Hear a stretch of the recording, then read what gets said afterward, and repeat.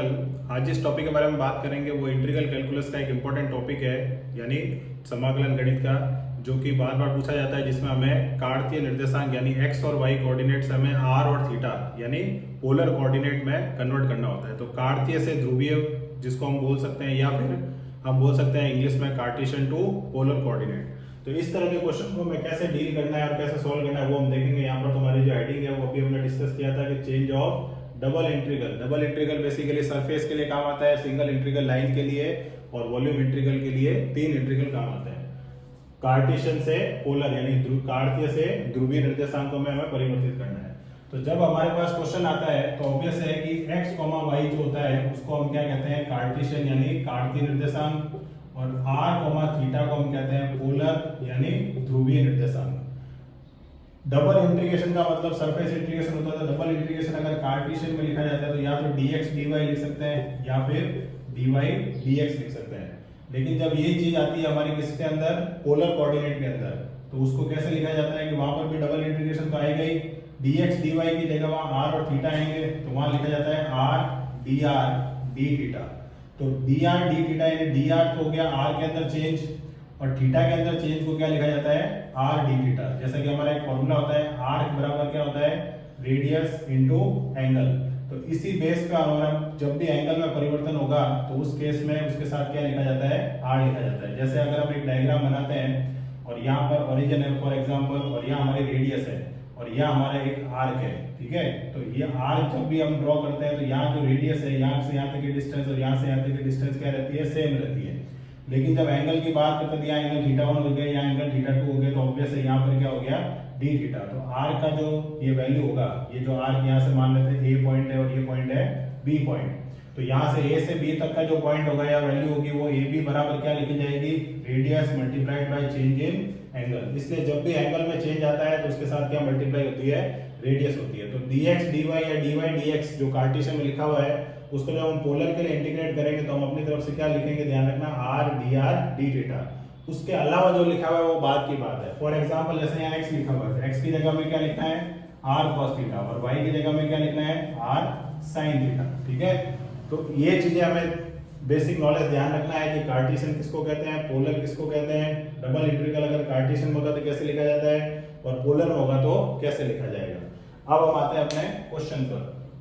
तो क्वेश्चन जो हमें दे रखा है यहाँ पर, उसके अंदर अगर अपन नजर डालते हैं तो पहले उसने क्या लिख रखा है, y लिख रखा है, और उसके बाद क्या लिख रखा है, x लिख रखा है। तो ये कार्टेशियन कोऑर्डिनेट में यानी कार्तीय निर्देशांक में। तो अगर हम इसकी लिमिट के बारे में पता लगे तो पहले y की लिमिट है, यानी y की जो लिमिट दे रखी है वो हमें दे रखी है, एक तो y बराबर 0 है और एक y बराबर a है। और x की लिमिट अगर हम देखते हैं तो x की लिमिट है x बराबर y और x बराबर a, यानी x जो है वो किसका फंक्शन बना रखा है, y का। तो इसके बेस पर अगर हम डायग्राम प्लॉट करते हैं, जो इन्फॉर्मेशन हमारे पास है, तो ऑब्वियसली यहाँ हमने लिख दिया x और y लिख दिया। उसके बाद हमारा यहाँ क्या आ जाएगा, ओरिजिन। अब सबसे पहले y बराबर 0 कहाँ होता है, x एक्सिस पर, ठीक है। y बराबर a लाइन, तो ये पॉइंट हम लेंगे जैसे 0, a, तो y बराबर a लाइन क्या होगी, जो x के पैरेलल होगी, तो ये हमारी लाइन क्या होगी, y बराबर a। सिमिलरली x बराबर a लाइन कहाँ होगी, जो कि y के पैरेलल होगी, ये कोऑर्डिनेट हमने ले लिया x बराबर a लाइन के लिए, और a, 0 हो गया। एक लाइन हमें दे रही है x बराबर y, तो x बराबर y और y बराबर x हो तो वो लाइन क्या होती है, जो ओरिजिन से पास होती है। यानी हमें एक ऐसी लाइन ड्रॉ करनी है जो क्या हो, ओरिजिन से पास हो। और अगर हम ध्यान से देखें तो x भी a है और y भी a है, इसका मतलब ये जो कोऑर्डिनेट है ये क्या हो जाएगा हमारा a, और ये लाइन हमारी क्या हो गई, x बराबर y। तो जो जो इंफॉर्मेशन हमें दे रखी थी उसके आधार पर हमने क्या कर दिया, डायग्राम को ड्रॉ कर दिया है। अब एक वीडियो हमने डाल रखा है हमारे चैनल पर, जिसके अंदर हमने बता रखा है कि जब भी हमारे को लिमिट का ऑर्डर चेंज करना होता है, फॉर एग्जांपल dx dy को dy dx, यानी जैसे यहाँ पर x जो है वो y का फंक्शन है और y क्या है, कांस्टेंट है, तो हमें y को x का फंक्शन बनाना हो और x को कांस्टेंट बनाना हो तो उसके लिए हम क्या करते हैं, वो हमने उस वीडियो में डिस्कस करके रखा हुआ है, जिसका लिंक आपके यहाँ फ्लैश हो रहा है, तो आप चाहे तो उस वीडियो को रेफर कर सकते हैं। तो यहाँ पर जो दे रखा है हमें x किसका फंक्शन दे रखा है, y का, तो हम क्या करेंगे, x के पैरेलल एक छोटा सा स्ट्रिप ड्रॉ करेंगे, क्योंकि हमें x जो है वो y का फंक्शन दे रखा है। तो ये जो स्ट्रिप है ये कहाँ से स्टार्ट हो रहा है, यहाँ से स्टार्ट हो रहा है, और यहाँ पर क्या हो रहा है, एंड हो रहा है। तो यहाँ पर जो वैल्यू है वो क्या है, x बराबर y है, और यहाँ पर वैल्यू क्या है, x बराबर ए है, तो यही हमें लिमिट दे रखी है। देखो x बराबर y और x बराबर a, तो इसका मतलब जो हमने डायग्राम ड्रॉ किया है और जो हमारा एजम्पशन है ये स्ट्रिप का, ये बिल्कुल सही है। अब हम आते हैं कि हमें इस डायग्राम को किस में कन्वर्ट करना है, पोलर के अंदर कन्वर्ट करना है। तो डायग्राम जो है वो हमारा सेम पैटर्न में बनेगा, यानी जो हमारी मार्किंग होगी वो तो हमारी सेम बनेगी। जैसे हम डायग्राम जब ड्रॉ करेंगे तो यहाँ वाली लाइन हमारी सेम होगी, ये वाली लाइन हमारी सेम होगी, ये जो पॉइंट है वो हमारा क्या होगा 0, ये पॉइंट क्या होगा a, 0, ये लाइन हमारी क्या है x बराबर y, ये हमारा एक्सिस क्या है y है, ये हमारा एक्सिस क्या है x है, in the terms of r and theta. तो अब हमें क्या करना है, x और y की लिमिट को r और थीटा में बदलना है। तो अगर हम ध्यान से देखते हैं जो हमारा एरिया ऑफ कंसर्न है वो यहाँ से स्टार्ट हो गई, यहाँ एंड हो रहा है, और y बराबर x जब हम लिखते हैं तो जिसको अगर हम कंपेयर करें y बराबर mx से, तो m की वैल्यू कितनी आ गई 1, और m is nothing but your tan theta. तो tan थीटा 1 का मतलब क्या होता है, थीटा इक्वल टू 45 डिग्री, यानी यहाँ जो एंगल बन रहा है वो थीटा इक्वल टू कितना बन रहा है 45। और यहाँ अगर हम पूछते हैं इस एक्सिस पे कितना बन रहा है, तो ऑब्वियस है यहाँ कितना बन रहा है, थीटा इक्वल टू 0। तो हमें देखो थीटा की लिमिट मिल गई कहाँ से कहाँ तक, 0 से π/4 तक, यानी थीटा हमारा क्या हो गया है, कांस्टेंट हो गया है। तो एक लिमिट अगर कांस्टेंट हो जाती है तो दूसरे को उसका फंक्शन बनाना पड़ता है, यानी r को जो है वो हमें थीटा का क्या बनाना पड़ेगा, फंक्शन बनाना पड़ेगा। ये बात क्लियर है। अब r को थीटा का फंक्शन बनाने के लिए हम क्या करेंगे, यहाँ पर इसको पे थोड़ा हटा देते हैं इसको। तो यहाँ से एक हमने क्या करा, एक छोटा टुकड़ा ले लिया यहाँ से यहाँ तक, ठीक है। उसके अंदर हमारा एक सेक्शन हो गया, मान लेते हैं ये वाला सेक्शन, ये हमने सेक्शन ले लिया। अब यहाँ से हमने एक लाइन ड्रॉ कर दी, ठीक है, या फिर इस सेक्शन को अपन यहाँ पे मान सकते हैं। तो यहाँ से यहाँ तक की डिस्टेंस कितनी है हमारी, a है, ठीक है। और दूसरी चीज क्या है कि यहाँ पर हमने एक एंगल जैसे मान लेते हैं, थीटा मान लेते हैं एंगल। तो यहाँ पर ये जो डिस्टेंस है या ये वाली डिस्टेंस है, ये हमारी डिस्टेंस ये हो गई, ये डिस्टेंस यानी ये हमने मान ली r। तो यहाँ से यहाँ तक इसका हटा देते हैं हम, यहाँ से यहाँ तक की डिस्टेंस मान लेते हैं r है, ये से यहाँ तक डिस्टेंस कितनी है, a है, और यहाँ से जो एंगल बन रहा है वो कितना मान लिया, थीटा। तो अगर हम ध्यान से देखें तो ये हमारा क्या बन रहा है, एक राइट एंगल ट्रायंगल बन रहा है। इस ट्रायंगल के अंदर मान लेते हैं ये ट्रायंगल O, और इस पॉइंट को मान लेते हैं A, इस पॉइंट को मान लेते हैं B।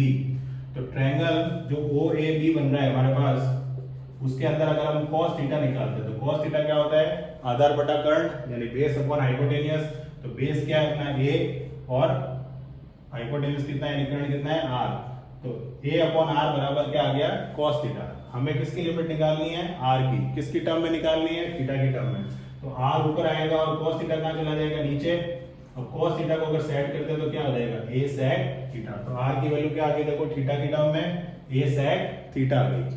अब r की जो जनरल लिमिट होती है वो ऑब्वियस है कहां से कहां तक होती है, 0 से इंफिनिटी तक। तो इनिशियल वैल्यू हमें क्या लेनी है, 0, और फाइनल वैल्यू हमारी क्या हो जाएगी, a sec थीटा।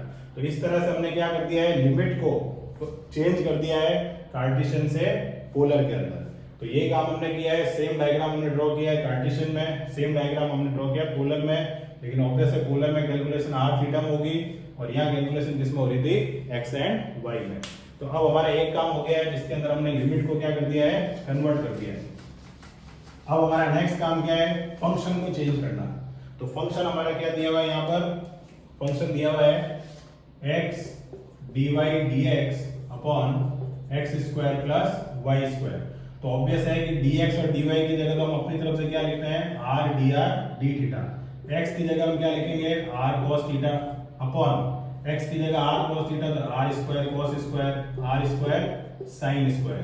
तो ऑब्वियस है देखो ये क्या हो गया, r स्क्वायर हो गया, ठीक है, cos theta dr d theta upon में क्या आ जाएगा, r square common, cos square theta plus sin square theta, वो क्या हो जाएगा 1, r स्क्वायर से r स्क्वायर कैंसिल। इसका मतलब जो फंक्शन हमें पोलर में इंटीग्रेट करना है वो हमारा केवल क्या बच गया, cos theta dr d theta. अब हमें लगानी लिमिट। तो थीटा की लिमिट क्या थी हमारी, 0 से π/4, और r की लिमिट क्या है, 0 से a sec थीटा। किसके ऊपर अप्लाई करना है, cos theta dr d theta पर। तो जब एक लिमिट कांस्टेंट होती है और एक लिमिट हमारी फंक्शन होती है, तो उस केस में हमें सबसे पहले किसको सॉल्व करना होता है, फंक्शन को, और उसके बाद किसका नंबर आता है, कांस्टेंट का। ये हमने पहले भी सीख रखा है, पुरानी वीडियोस जो हमारे अवेलेबल है, ठीक है।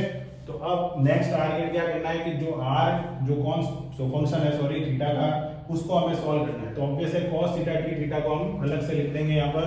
तो थीटा इक्वल टू 0 से π/4 cos थीटा d थीटा।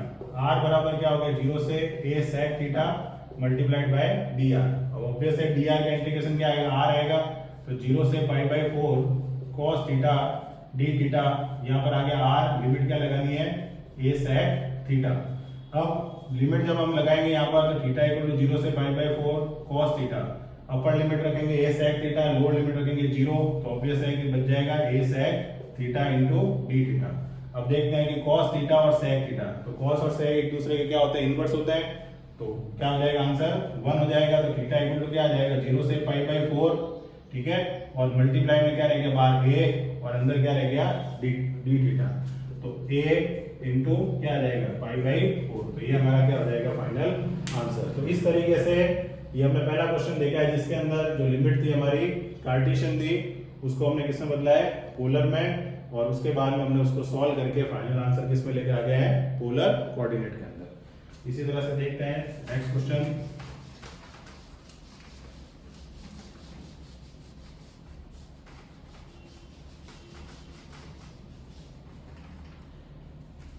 अब जैसे हमारे को क्वेश्चन ही अगर दे दिया जाए, पोलर कोऑर्डिनेट के अंदर ही क्वेश्चन दे दिया जाए, जैसे हमें दिया हुआ है कि इंटीग्रेट हमें करना है, इंटीग्रेट वैल्यू हमें दे रखी है r sin theta over the area of cardioid r equal to area of cardioid r equal to दे रखा है a into 1 plus cos theta above the initial line. तो क्या मतलब हुआ इस क्वेश्चन का कि हमें एक फंक्शन दे रखा है r sin थीटा नाम का, कार्डियोइड यानी एक अपना कर्व होता है, उसके लिए अबव द इनिशियल लाइन के लिए हमें इंटीग्रेट करना है। तो सबसे पहले हमें पता होना चाहिए कि जो कार्डियोइड है इसका शेप जो होता है वो किस तरह का होता है। तो कार्डियोइड के लिए जैसे जनरल बात करें तो r equal to a into 1 plus cos theta लिखा हमने। अब जब भी हम कर्व ड्रॉ करते हैं तो थीटा की वैल्यू सबसे पहले रखना है 0, तो थीटा 0 रखोगे तो cos 0 1 होगा, तो r की वैल्यू कितनी आ जाएगी 2a। थीटा की वैल्यू रखी हमने पाई, तो cos पाई होता है -1, तो 1 - 1 r बराबर क्या आ गया 0 आ गया। तो इसके बेस पर अगर हम कर्व प्लॉट करते हैं तो ये होता है थीटा इक्वल टू 0 डिग्री, ये होता है थीटा इक्वल टू पाई, और एक एंगल और रख देते हैं हम theta equal to pi by 2 यानी 90 डिग्री।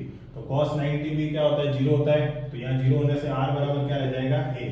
तो अगर हम ध्यान से देखें तो थीटा जैसे जैसे बढ़ रहा है 0 पाई बाई 2 और पाई, तो r की वैल्यू क्या हो रही है डिक्रीज हो रही है। r सबसे पहले 2a था, फिर a हुआ, फिर क्या हो गया 0 हो गया। तो ये हमारा एंगल क्या माना जाता है theta equal to pi by 2। तो यहाँ हमने पॉइंट ले लिया 2a, यहाँ पॉइंट ले लिया a, और यहाँ क्या हो गया वो 0। तो इसके बीच में भी बहुत सारे एंगल होंगे 30 40 50 जितने भी एंगल ले सकते हैं, तो उनकी वैल्यू भी आएगी, लेकिन हमने मेजर एंगल कलेक्ट किए हैं, तो उसके बेस पर अगर हम चलते हैं तो इसका कर्व का जो स्ट्रक्चर होता है वो कुछ इस तरह से होता है। और क्योंकि ये कर्व जो होता है वो इनिशियल लाइन के सिमेट्रिक होता है, तो जैसा कर्व ऊपर बनता है वैसा ही कर्व नीचे बनता है।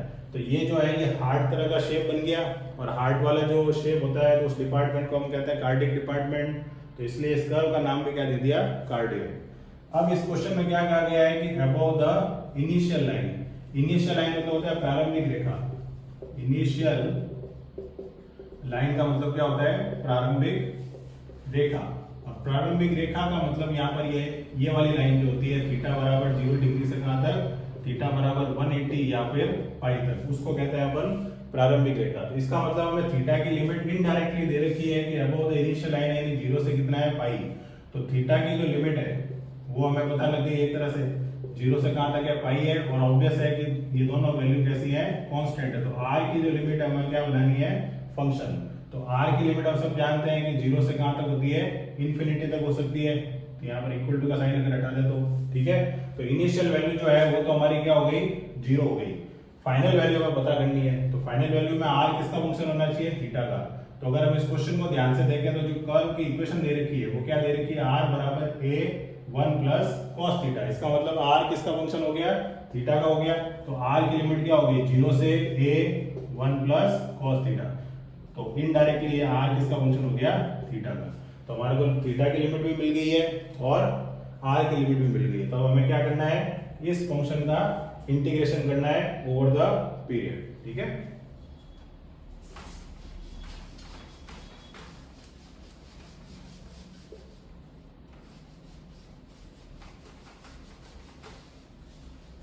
क्या फंक्शन दे रखा है हमारे को, पहले सबसे पहले लिमिट लिख देते हैं 0 से पाई r बराबर 0 से a into 1 plus cos theta और r साइन थीटा, ये तो हमने लिख दिया फंक्शन।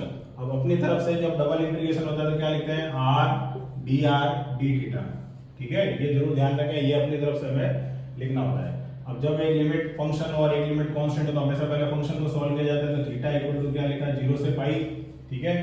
अब r जो है वो फंक्शन है, इसका मतलब r पहले सॉल्व होगा तो थीटा वाला जो कंपोनेंट है that is sin theta and d theta, उसको हमने सेपरेट कर दिया, ये हो गया 0 a 1 plus cos theta r square dr, r into r क्या हो गया r स्क्वायर। अब r स्क्वायर का इंटीग्रेशन अगर करते हैं हम तो हमें पता है कि r स्क्वायर का इंटीग्रेशन क्या आएगा r क्यूब अपॉन 3, लिमिट लगानी है 0 a into 1 plus cos theta, तो 1/3 जो है वो तो एज ए कांस्टेंट बाहर आ जाएगा, लिमिट क्या रहेगी थीटा इक्वल टू 0 से पाई sin थीटा, ठीक है। अब यहाँ पर जब वैल्यू पुट करेंगे तो देखो लोअर लिमिट तो 0 है, इसका तो कोई फर्क पड़ेगा नहीं, तो यहाँ पर जब वैल्यू पुट करेंगे तो ये हो जाएगा a cube 1 plus cos theta का whole cube into d theta. तो फाइनली अब हम पूरा जो फंक्शन है वो किसमें नजर आ रहा है थीटा में, तो a cube as a constant है तो उसको ले लो बाहर, तो a क्यूब बाई 3 हो गया, थीटा इक्वल टू क्या रह गया 0 से pi sin theta 1 plus cos theta का whole cube into d theta, तो sin theta 1 plus cos theta का whole cube into d theta. अब इसको सॉल्व करना है तो हमने क्या किया, लेट 1 प्लस cos थीटा को मान लिया t, तो minus sin theta d theta बराबर क्या हो जाएगा dt, पहला केस ये। अब जब भी लिमिट दे रखी होती है और लेट किया जाता है तो ऑब्वियसली लिमिट भी चेंज होती है, तो लिमिट देखो थीटा बराबर पहले दे रखी है 0, तो थीटा की जगह यहाँ 0 रखो तो cos 0 क्या होता है 1, तो 1 प्लस 1 t की लिमिट क्या होगी पहली 2, फिर थीटा की जगह रखना है पाई, तो cos पाई क्या होता है -1, तो 1 माइनस 1 t की लिमिट क्या होगी 0, यहाँ पर एक्स्ट्रा माइनस है तो मैंने माइनस को पहले बाहर लिख दिया, a क्यूब बाई 3 लिमिट क्या हो गई 2 से लेकर 0 sin थीटा, ठीक है, तो sin थीटा d थीटा की जगह क्या लिख रहे हैं अपन dt, और 1 प्लस cos थीटा को क्या माना है t, तो ये क्या हो जाएगा t क्यूब। अब हमें पता है कि अगर लिमिट जैसे a से b है और लिमिट अगर b से a है तो दोनों के बीच में किसका डिफरेंस होता है माइनस का, तो इस माइनस साइन को अगर हम यहाँ एडजस्ट करते हैं इस लिमिट के अंदर तो हम इस लिमिट को क्या लिख सकते हैं 0 से 2 लिख सकते हैं, तो लिमिट क्या हो जाएगी 0 से लेकर 2 तक, a क्यूब बाई 3 हमारा बाहर है ही है और t क्यूब इंटू क्या हो जाएगा dt, तो a क्यूब बाई 3, ठीक है, t क्यूब का इंटीग्रेशन क्या हो जाएगा t की पावर 4 अपॉन 4, 0 से कहां तक रखना 2 तक, तो a क्यूब अपॉन कितना हो गया 12, t 2 की पावर कितना हो गया 4, 2 दूनी 4 दूनी 8 दूनी 16, तो 16 आ गया यहाँ पर, ठीक है, और दो लिमिट तो क्या है 0 है, इसको अपन 4 से कैंसिल आउट कर सकते हैं, तो 4 a क्यूब अपॉन 3, तो ये हमारा क्या आ जाएगा फाइनल आंसर। तो इस तरीके से अगर आपके एग्जाम में क्वेश्चन आता है और उसमें कन्वर्ट करने को कहता है कार्टेशियन टू पोलर, या फिर पोलर में ही क्वेश्चन दे दिया जाए और हमें फंक्शन दे रखा हो और कुछ नॉलेज दे रखा हो, तो ऑब्वियस हमें उस फंक्शन के बारे में पता होना चाहिए कि वो फंक्शन की जो प्रॉपर्टी वो क्या कहती है, यानी कहाँ से स्टार्ट होता है और कहाँ पर एंड होता है, तो उसके बेस पर हम लिमिट को डिसाइड कर सकते हैं। तो लिमिट जो पोलर में होती है वो r और थीटा में होती है, तो r जनरली जो होता है वो फंक्शन माना जाता है थीटा का, और थीटा जो होता है वो कांस्टेंट होता है, क्योंकि थीटा की जो टेबल है cos 30 60 ये सब हम पढ़ते हुए आ रहे हैं, तो ऑब्वियस है थीटा को जनरली हम क्या लेंगे कांस्टेंट और r को हमेशा थीटा का क्या लेंगे फंक्शन। तो r की मिनिमम वैल्यू जो है वो 0 होती है, मैक्सिमम वैल्यू जो होती है वो हमें डिफाइन करनी होती है। उसके बाद में हमेशा फंक्शन को पहले सॉल्व करना है, जो भी फंक्शन है x है y है कार्टेशियन में, और r और थीटा में से जो भी फंक्शन है जनरली r इस फंक्शन होता है थीटा का, तो पहले r की लिमिट को सॉल्व करेंगे और फिर थीटा की लिमिट को सॉल्व करेंगे। तो इस तरीके से हम इन क्वेश्चंस के आंसर को फाइंड आउट कर सकते हैं। आशा करता हूँ कि ये वीडियो आपके लिए हेल्पफुल रहेगा। मिलते हैं नेक्स्ट वीडियो में। Thank you very much.